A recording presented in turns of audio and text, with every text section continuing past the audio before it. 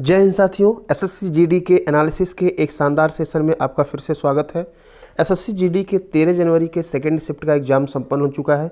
इसमें GK, GS और current affair से संबंधित जो भी प्रश्न पूछे गए थे उनकी हम करेंगे डिटेल व्याख्या। देखिए, अगर बात करें थोड़े से हिंदी की, तो हिंदी का लेवल अभी भी जो है इजी टू मॉडरेट देखने को मिल रहा है। इसमें 5 क्वेश्चन जो है गद्यांश से रिलेटेड दिया गया था और सूर्य से आने वाली कीड़े, चंद्रमा से आने वाली कीड़े, इन पर बेस गद्यांश दिया गया है। सर्वनाम से एक क्वेश्चन पूछा गया था, बच्चों के द्वारा बताया गया। उन्नति का विलोम कमल का पर्यायवाची, वसंत ऋतु से संबंधित पर्यायवाची पूछा गया था। रामू उन्नति कर रहा है, उन्नति को अंडरलाइन किया गया था, इसका विलोम पूछा गया था। तो इन सभी प्रश्नों की हम व्याख्या लास्ट में करेंगे हिंदी के। बात करें रीजनिंग की, तो रीजनिंग में सिटिंग अरेंजमेंट टफ होता जा रहा है। रीजनिंग का लेवल, इसमें 2 रो में 8 लोग ऊपर 8 लोग नीचे, लीनियर लाइन था लेकिन डबल था। 16 लोगों को बैठाया गया था, ठीक है, और एक सर्कल बेस था जिसमें 8 लोगों को बैठाया गया था। तो सिटिंग अरेंजमेंट जो है बहुत इंपॉर्टेंट है, ये सिलेक्शन में बड़ी भूमिका निभाएगा। इसके बाद आपके सीरीज से 2 क्वेश्चन पूछे गए थे। मैथमेटिकल ऑपरेशन से 2 से 3 क्वेश्चन। ब्लड रिलेशन में कोडेड ब्लड रिलेशन आपका आ रहा है, बाकी आपका जो है कोडिंग डिकोडिंग से 4-5 क्वेश्चन आ रहे हैं, ठीक है। ट्रायंगल गिनने के लिए इसमें आया था। तो ये सब टॉपिक से paper mirror image, paper folding, इन सब प्रश्न से आ रहे हैं, ठीक है। तो बाकी और डिटेल हम चर्चा करेंगे। शाम को जो है हिंदी जितना भी पूरा दिन भर पूछा जाता है उसका आपको एक स्पेशल वीडियो मिलेगा। तो आइए, आप लोग चैनल को सब्सक्राइब करके रखें। एसएससी जीडी से रिलेटेड बहुत कुछ इस पर अपलोड किया जाएगा कंटेंट। तो बिना देर किए हुए शुरुआत करते हैं। देखिए, यहाँ पर सबसे पहला प्रश्न पूछा गया है, CBSE central board secondary education के वर्तमान अध्यक्ष पूछा गया था। तो इसके वर्तमान अध्यक्ष है मनोज आहूजा, ठीक है। इसके बारे में थोड़ा सा हम डिटेल यदि बात करें तो सीबीएसई जो होता है, ठीक है, ये मनोज आहूजा हो गए, 1990 बैच के हैं, उड़ीसा के हैं, ठीक है। भारत में सार्वजनिक और निजी स्कूलों के लिए राष्ट्रीय स्तर का शिक्षा बोर्ड है सीबीएसई। स्थापना इसकी हुई थी 1962। मुख्यालय है इसका दिल्ली में। और सीबीएसई से वर्तमान में लगभग 20,299 स्कूल, 28 विदेशी देशों में 220 स्कूल जो कि संबद्ध हैं, ठीक है। भारत में स्थापित होने वाला पहला शिक्षा बोर्ड 1921 में हुआ था।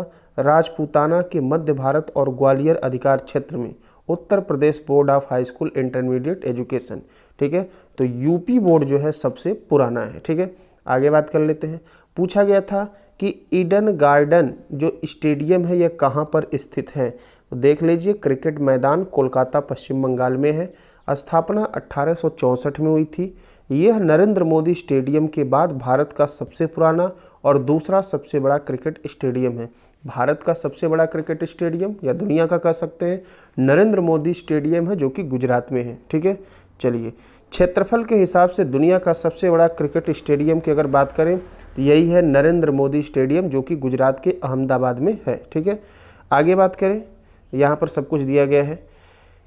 1,32,000 की क्षमता वाला 63 एकड़ में फैला नरेंद्र मोदी स्टेडियम पिछले सबसे बड़े क्रिकेट स्टेडियम ऑस्ट्रेलिया के मेलबर्न को पीछे छोड़ दिया है। सबसे बड़ा अभी नरेंद्र मोदी के पहले ऑस्ट्रेलिया मेलबर्न क्रिकेट ग्राउंड था, लेकिन अब नरेंद्र मोदी स्टेडियम दुनिया में सबसे बड़ा हो गया।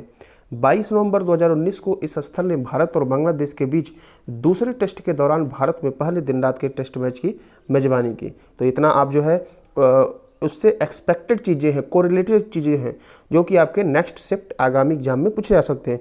स्टेडियम से थोड़ी सी हम और बात करें तो मेलबर्न क्रिकेट ग्राउंड दुनिया का सबसे बड़ा क्रिकेट ग्राउंड है, ठीक है।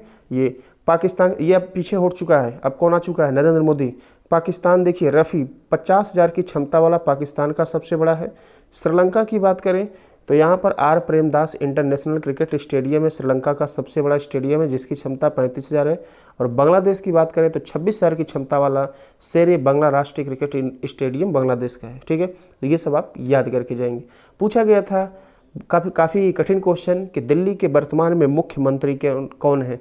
तो श्री अरविंद केजरीवाल जी 46 वर्ष की आयु में 14 फरवरी को दूसरी बार दिल्ली के मुख्यमंत्री पद की शपथ ली। इससे पहले वह 28 दिसंबर 2013 को पहली बार शपथ लेने पर दिल्ली के सबसे कम उम्र के मुख्यमंत्री बने थे।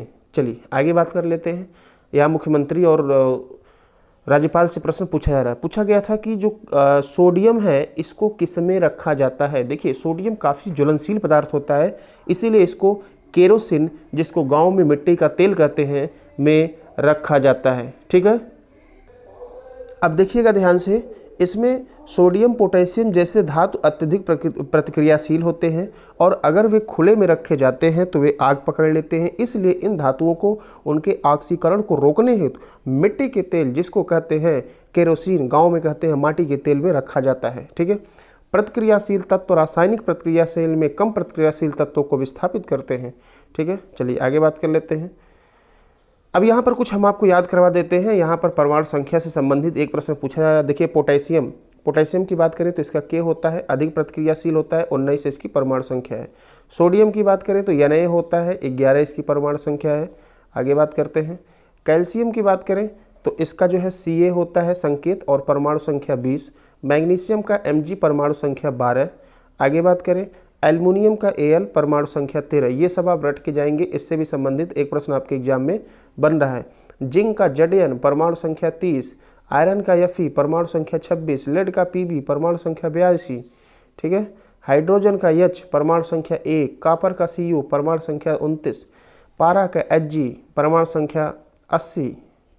और आगे बात करें सिल्वर का Ag परमाणु संख्या 47 और गोल्ड का जो है सबसे कम प्रतिक्रियाशील है, सबसे कम नहीं कम है, 79 होता है। ठीक है, चलिए आगे बात कर लेते हैं। पूछा गया था बाली बार के कोट का साइज पूछा गया था, नेट की लंबाई पूछी गई थी। देख लीजिए, कोट को 2 भागों में बांटा जाता है, जिसमें 9 मीटर मतलब 29.5 फीट के बाद बीच में नेट लगाया जाता है।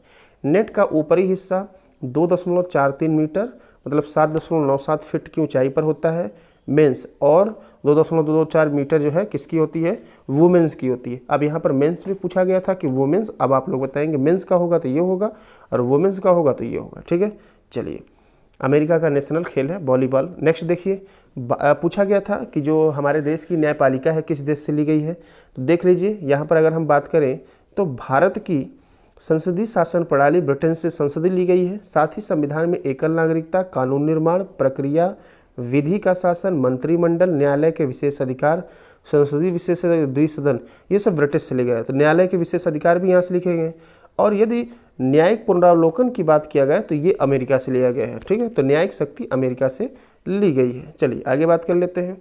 अगला यहाँ पर पूछा गया था नाभिक के केंद्र में क्या होता है कोर में। देख लीजिए, नाभिक होता है और इसके केंद्र में प्रोटॉन और न्यूट्रॉन होते हैं। क्लियर है, आगे देख लीजिए। पूछा गया था कि जो है शुंग वंश के संस्थापक कौन थे। तो देख लीजिए, पुष्यमित्र शुंग इस राजवंश के प्रथम शासक थे और वही संस्थापक थे। शुंग वंश की उत्पत्ति के बारे में कोई निश्चित जानकारी नहीं है। शुंग उज्जैन प्रदेश के थे, जहां इनके पूर्व मौर्यों के प्रधानमंत्री और सेनापति थे। ठीक है, और अंतिम मौर्य सम्राट बृहद्रथ मौर्य थे, लेकिन संस्थापक थे पुष्यमित्र शुंग। ठीक है, एग्जैक्ट नहीं है लेकिन वही माना जाता है।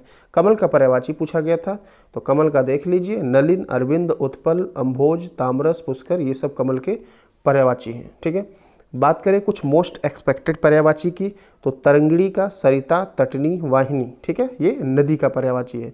तड़ाक की बात कर ले, मतलब तालाब जिसे कहते हैं, तड़ाक, सरोवर, तालाब, पोखर। मृगांक, चंद्रमा की बात करें जो कि कल पूछा भी गया था, चंद्रमा, चांद, हिमांशु, ये सब आपके मोस्ट एक्सपेक्टेड हैं जो कि बार बार पूछे जा रहे हैं। उन्नति का विलोम पूछा गया था, लेकिन ऐसे नहीं पूछा गया था।